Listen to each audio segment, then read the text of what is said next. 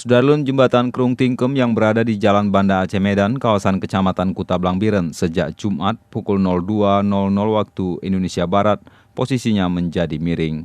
Penyebabnya, pilar bawah jembatan dihantam tumpukan balok yang dibawa arus sungai tersebut. Sampai saat ini, pengendara yang melewati jembatan tersebut harus dibuka dan tutup mulai arah barat dan timur karena kemiringan jembatan masih membahayakan pengendara yang melintas jembatan tersebut. Dari pantauan Serambi TV di lokasi, kondisi besi penyangga jembatan miring dan pondasi betonnya mulai retak. Pengendara saat ini harus rela mengantri panjang hingga berjam-jam karena petugas polisi lalu lintas dan DLLAJ serta warga sekitar mengatur jalur arah ke timur dan barat. Dari Bireuen, Zaki Mubarak, Serambi TV.